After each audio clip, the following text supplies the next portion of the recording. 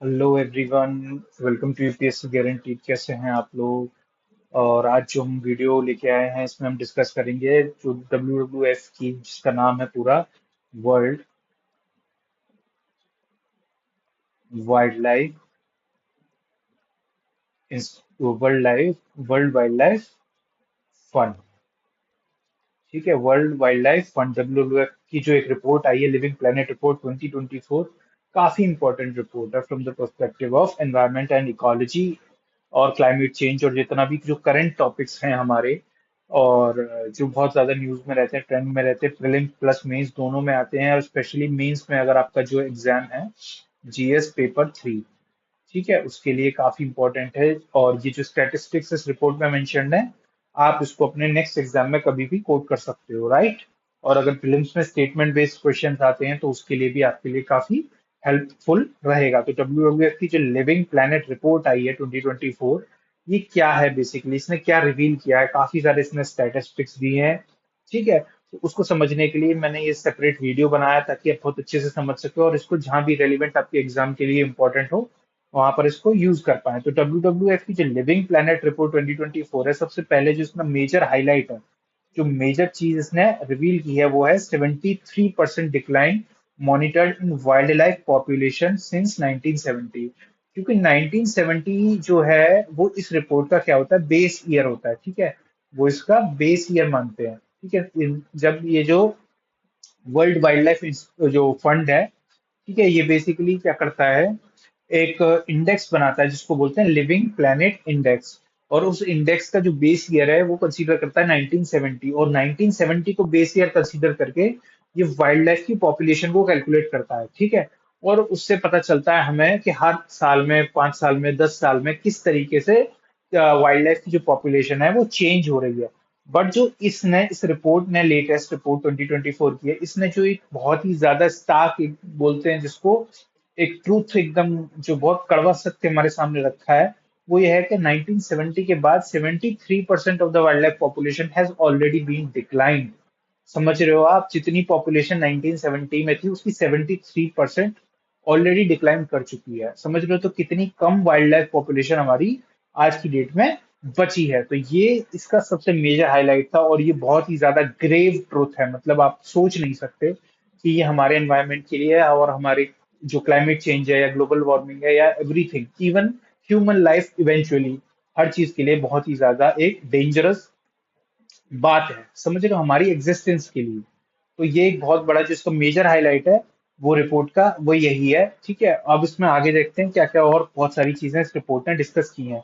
तो सबसे पहले बता देता हूँ, रिपोर्ट 1970 को क्या मानती है, अपना बेस ईयर कंसीडर करती है, और वहां से वो क्या कैलकुलेट करती है, वाइल्ड लाइफ पॉपुलेशन को कैलकुलेट करती है, ठीक है। अब इसने बताया कि 1970 से जब इसने कैलकुलेट करा 2000 तक, ठीक है, तो 2000 तक जब कैलकुलेट किया गया तो 2000 तक एक चीज देखी गई कि जो डिक्लाइन था पॉपुलेशन का वो ग्रेजुअल हो रहा था। बट 2000 के बाद से क्या हुआ, डिक्लाइन में बहुत ज्यादा पेस पकड़ लिया। समझ रहे हो? एक्सेलरेटिव डिक्लाइन होना शुरू किया, ठीक है। और 24 तक आते आते ऑलरेडी 73% क्या हुआ, वाइल्ड लाइफ डिक्लाइन कर गई, ठीक है।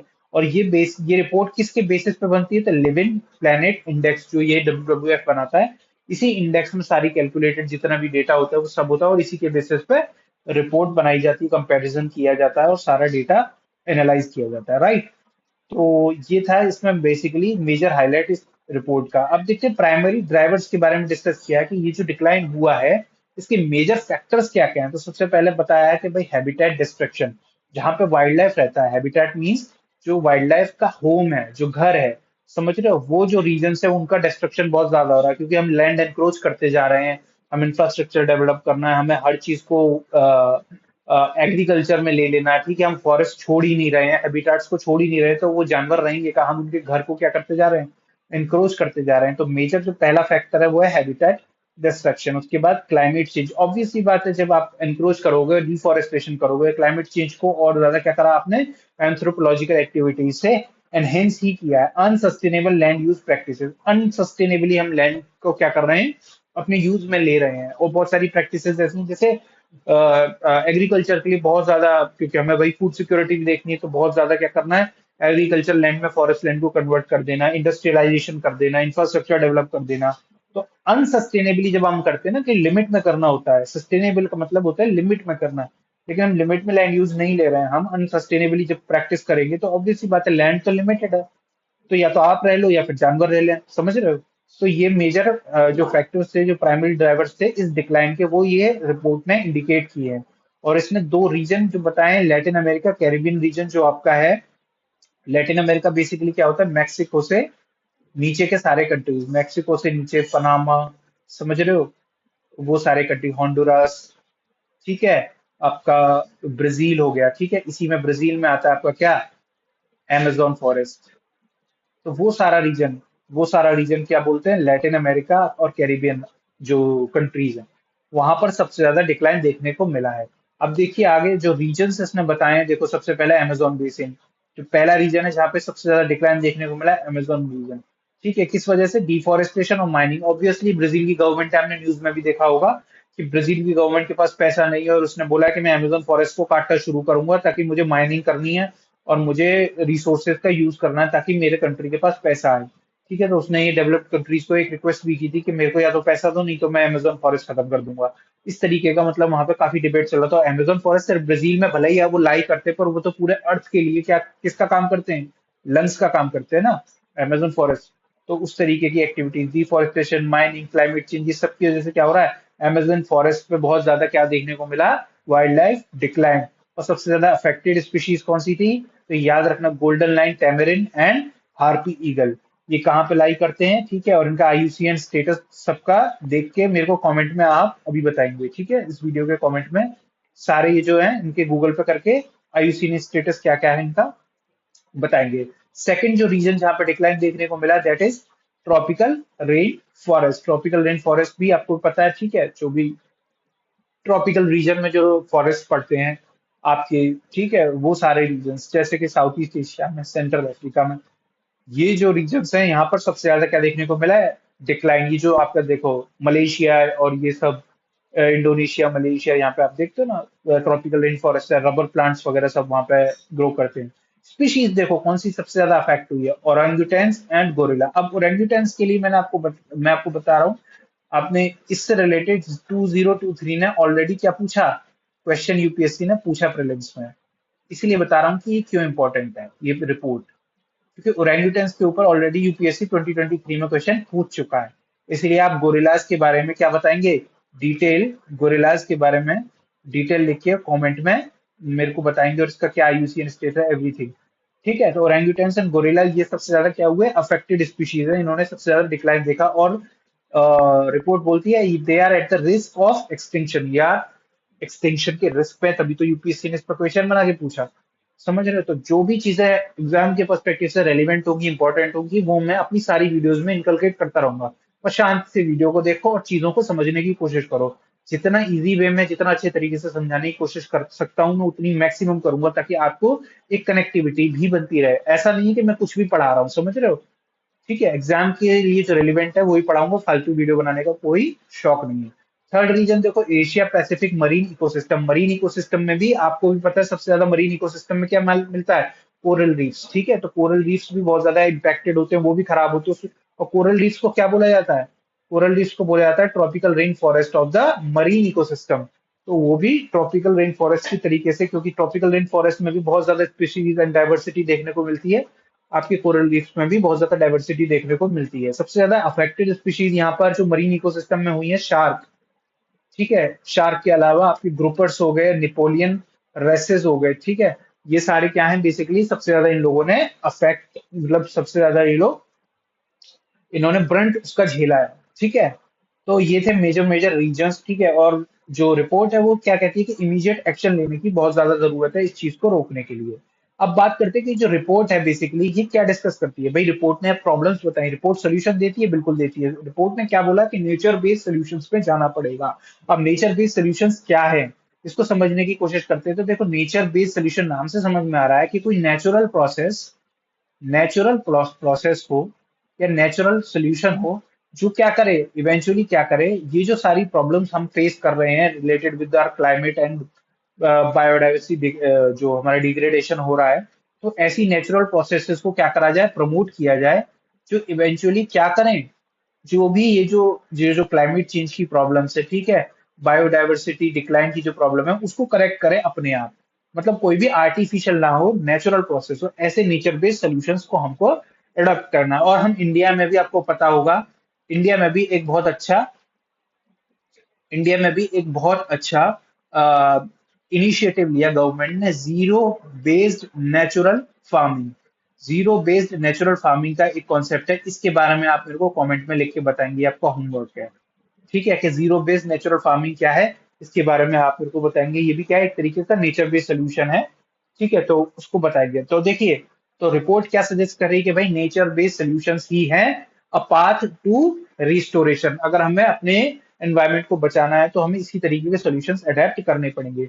नेचर बेस्ड सॉल्यूशंस क्या करते हैं, harness the power of natural processes to address environmental challenges.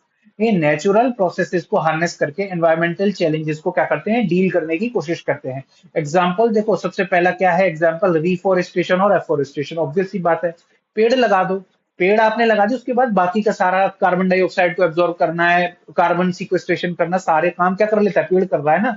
तो वो नेचुरल प्रोसेस, आपने सिर्फ पेड़ लगा दिए, उसके बाद आपकी सारी जो प्रॉब्लम्स है वो पेड़ हैंडल कर रहा है। तो बेसिकली क्या कर रहा है, आप सिर्फ एक नेचुरल प्रोसेस को इनिशिएट कर रहे हो, आप एक नेचुरल प्रोसेस को इनिशिएट कर रहे हो, और उसके बाद में क्या हो रहा है, वो बाकी सारी कार्बन सिक्वेस्ट्रेशन हो गया, हैबिटेट रिस्टोरेशन हो गया, ये सारा काम वो आपका एफोरेस्टेशन प्रोसेस ही कर लेगा। समझ रहे हो।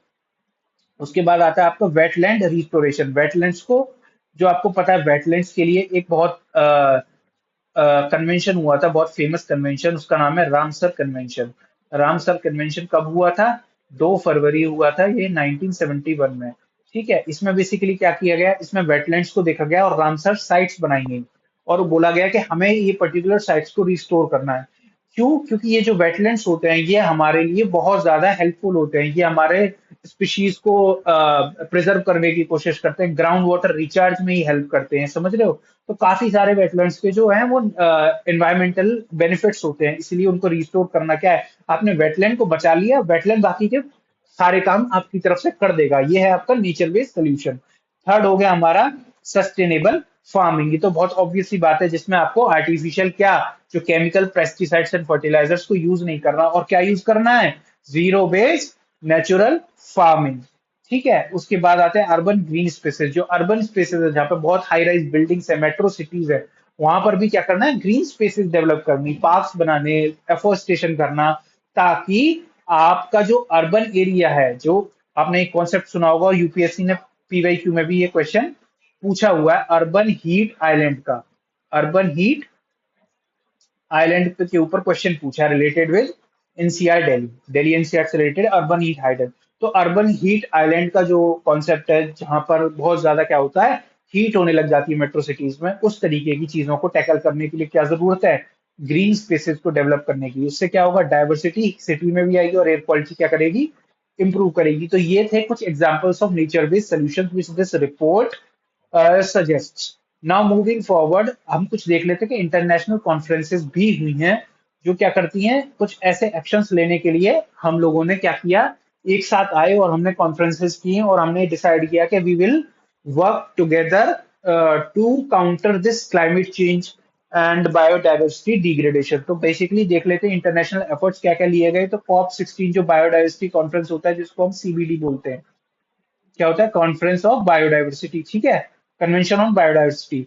तो उसमें बेसिकली COP16 जब उसका हो, तो उसमें हमने क्या अडॉप्ट किया, ग्लोबल बायोडाइवर्सिटी फ्रेमवर्क। अब इस फ्रेमवर्क के बारे में आप पढ़ेंगे अलग से, और टाइम तो मैं अलग से वीडियो में बनाऊंगा, कि ग्लोबल बायोडाइवर्सिटी फ्रेमवर्क में कुछ ऐसे पॉइंट्स थे जो सारे कंट्रीज ने एडमिट किए कि हम अपने अपने कंट्री में क्या करेंगे, इंप्लीमेंट करेंगे। कब तक, इसका जो टाइमलाइन है वो है बाई 2030 तक। बाई 2030 तक हम क्या करेंगे, कि सारे जो फ्रेमवर्क हमने बनाया है, हम इसको अपने अपने कंट्रीज में, रेस्पेक्टिव कंट्रीज में इंप्लीमेंट करने की कोशिश करेंगे, and we will stick to what we are deciding in COP16 of CBD। इसी तरीके से जो COP29 क्लाइमेट कॉन्फ्रेंस हुआ, जिसको आप UNFCCC बोलते हैं, United Nations conference on climate change. ठीक है, तो UNFCCC जिसको हम बोलते हैं, उसमें भी क्या हुआ, उसकी जो COP29 मीटिंग थी, उसमें भी इंटीग्रेटेड सोल्यूशंस के बारे में बात की गई है, जिसमें बायोडाइवर्सिटी और क्लाइमेट चेंज को दोनों को इंटीग्रेट करके एक साथ, बिकॉज एक ही कॉइन के दो साइड्स हैं, they are two sides of the same coin. तो आपको दोनों को एक साथ में लेकर और उनके लिए सोल्यूशंस और उनके मिटिगेशन के लिए काम करना पड़ेगा। ठीक है, उसके बाद भी एक्शंस लिए गए जिसको बोलते हैं हम national biodiversity strategies and action plan. ये क्या है बेसिकली, ये एनबीएसएपीज होते क्या है, एनबीएसएपीज होते हैं जो इंडिविजुअल कंट्री जो कॉन्फ्रेंस में पार्टिसिपेट जो कॉन्फ्रेंस में पार्टिसिपेट कर रहा था वो अपने कंट्री में वापस आके क्या बनाएगा, पॉलिसीज बनाएगा, ठीक है, स्ट्रेटेजीज बनाएगा, ठीक है, क्या बनाएगा वो, एक्शन प्लान बनाएगा, समझ रहे हो। तो जब इंडिया ने पार्टिसिपेट किया वापस इंडिया आया तो इंडिया उसी तरीके के laws rules regulations policies acts बनाएगा ताकि ये जो ग्लोबल बायोडाइवर्सिटी फ्रेमवर्क में जो है, जो COP29 में हम लोगों ने अग्री किया है, वो सारी बातें हम क्या करें, इंप्लीमेंट करें अपने कंट्री में। तो सब सारे एक एक कंट्री अपने अपने कंट्री में जब इस तरीके से इंप्लीमेंट करेगा तो ओवरऑल प्लेनेट को क्या होगा, हम बचा पाएंगे, प्लेनेट के एनवायरनमेंट को बचा पाएंगे, उसको हम क्लाइमेट चेंज को मिटिगेट कर पाएंगे। और यूएनएफसीसी में एक बहुत इंपॉर्टेंट पॉइंट डिस्कस हुआ जिसका नाम बोलते हैं इंक्रीज फंडिंग, कि भाई जो डेवलप्ड कंट्रीज है वो ऑलरेडी इतनी रिसोर्सेज को एक्सप्लॉइट करके डेवलप हो चुके हैं, लेकिन अगर उसी पेस पे बाकी सारे कंट्रीज भी डेवलप होने के लिए उसी पेस पे रिसोर्सेज यूज करेंगे तो हम पूरा का पूरा एनवायरनमेंट को खत्म कर देंगे। तो एक चीज ये डिसाइड हुई कि जो डेवलप्ड कंट्रीज हैं, वेस्टर्न कंट्रीज, अमेरिका, वो सारे लोग क्या करेंगे, फंड देंगे किसको, लीस्ट डेवलप और डेवलपिंग कंट्रीज को, ताकि वो क्या करें, वो ऑल्टरनेटिव्स के ऊपर काम करें। वो किसके ऊपर काम करें, ऑल्टरनेटिव्स के ऊपर काम करें, ठीक है। ऑल्टरनेटिव्स कैसे, जैसे रिन्यूएबल एनर्जी, ताकि वो क्या करे, जो फॉसिल फ्यूल की एनर्जी है जैसे उन लोगों ने डेवलप करने के टाइम पे यूज करा उसी पेज पे हम ना यूज करें। उससे क्या होगा, तो उसके लिए हमें एडिशनल टेक्नोलॉजी और टेक्निक्स को डेवलप करना पड़ेगा जो एनवायरमेंट के लिए क्या हो, सेफ हो। तो उनको डेवलप करने के लिए फंडिंग की बहुत ज्यादा जरूरत है। तो ये भी COP29 पे एक इंपॉर्टेंट एजेंडा था, ठीक है। तो अब चलते हैं आगे। अब देखते हैं, अब इसको, ये तो बहुत इजी सी बात है कि भाई नुकसान क्या क्या है, इस तरीके की चीजों का नुकसान क्या क्या है। सबसे देखो, फूड सिक्योरिटी पे नुकसान होगा, बायोडायवर्सिटी लॉस होगा, पॉलिनेशन रुक जाएगा, पॉलिनेशन नहीं होगा, क्रॉप्स नहीं ग्रो करेंगी तो हंगर आएगा कंट्री में और अल्टीमेटली फूड सिक्योरिटी खतरे में आएगी। ठीक है, सिमिलरली मैंने आपको बताया कि जो वेटलैंड्स है वो क्या करते हैं, ग्राउंड वाटर रिचार्ज करते हैं। ग्राउंड वाटर रिचार्ज नहीं करेंगे, वेटलैंड्स खत्म होंगे तो क्या होगा, वाटर स्कैरसिटी आएगी, वाटर साइकिल नहीं ढंग से काम करेगी। समझ रहे, हेल्थ रिस्क होते हैं, बहुत सारे जूनोटिक डिजीजेस होती हैं, बहुत सारी जानवरों से फैलने वाली बीमारियां होती हैं। भाई होगा क्या, बायोडायवर्सिटी लॉस होगा, जानवर मरेंगे, डिकम्पोज होंगे, ठीक है, अलग अलग तरीके की बीमारियां फैलेंगी। उसके अलावा भी क्या है, जो नेचुरल मेडिसिन होती हैं वो हमको नहीं मिलेंगी, भाई एनवायरनमेंट नहीं रहेगा, ठीक है।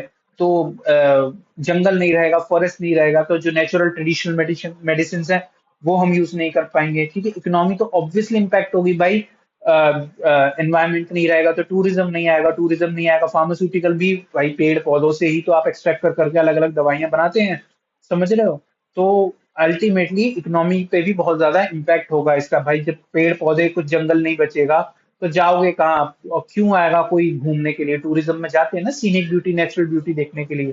तो इकोनॉमी भी क्या करेगी, इम्पैक्ट करेगी। तो ये कुछ एडवर्स कॉन्सिक्वेंसेज हैं जो बायोडाइवर्सिटी लॉस की वजह से फेस करने को मिलते हैं, समझ गए। तो the report emphasises intricate link between biodiversity loss and human being.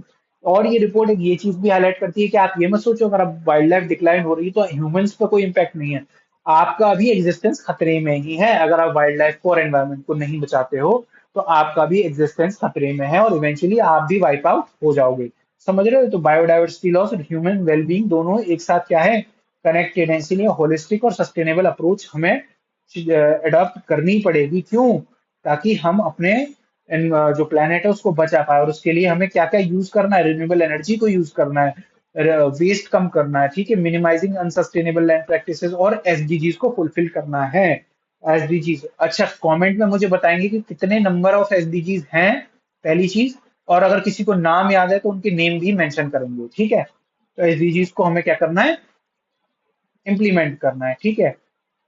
अब और जो इम्प्लीकेशंस होंगे वो ऑब्वियसली बात है, क्लाइमेट एक्शन में आपको पता है अर्जेंट नीड है, फॉसिल फ्यूल को फेज आउट करो, ठीक है। और पॉलिसीज में एनबीएसएपी हमें बनाने हैं, ठीक है। फाइनेंस के लिए मैंने बताया COP29 में ऑलरेडी फंडिंग के लिए, और रिसर्च के लिए भी बताया कि रिसर्च में भी क्या है बेसिकली, रिसर्च में भी क्या है, monitoring of under study species, ये भी क्या है हमारी फ्यूचर प्रोस्पेक्ट्स। क्योंकि हम जो हमारी ये जो रिपोर्ट है जो या जो हमारा लिविंग प्लेनेट इंडेक्स है, वो लिविंग प्लेनेट इंडेक्स वो सारी स्पीशीज को तो काउंट नहीं कर रहा है ना, वो लिमिटेड कर रहा है। तो हमें क्या करना है, टेक्निक्स को रिसर्च डेवलप करना है। क्यों? ताकि हम ज्यादा से ज्यादा स्पीशीज को क्या कर पाए, रिकॉर्ड कर पाए, उनका भी हम डेटा इस रिपोर्ट के अंदर ला पाए। समझ रहे हो? तो इस वजह से हमें रिसर्च करके और बेटर टूल्स एंड टेक्निक्स को डेवलप करना है। तो वही सारी बातें रिपीट होके आती है कि फॉसिल फ्यूल को फेज आउट करना है, फूड सिस्टम को भी क्या करना है, रिफॉर्म करना है। फूड सिस्टम क्यों? क्योंकि आपको पता है फूड सिस्टम में भी अनसस्टेनेबली अगर हम फूड हैबिट्स यूज करेंगे, हम पूरे टाइम, एक रिपोर्ट और आई थी कि जिसमें एक्सेसिव नॉन वेज अगर आप खाते हैं तो वो भी क्या एनवायरमेंट के लिए बहुत ज्यादा नुकसान पहुंचाता है। उसी तरीके से और जो फूड सिस्टम है, जो पैकेज फूड हम खाते हैं, ठीक है, हम हर चीज को वेस्ट करते हैं। हम हमें जरूरत है थोड़े से खाने की, हम बहुत ज्यादा बनाएंगे फिर उसको फेंकेंगे, तो वो फूड सिस्टम क्या करना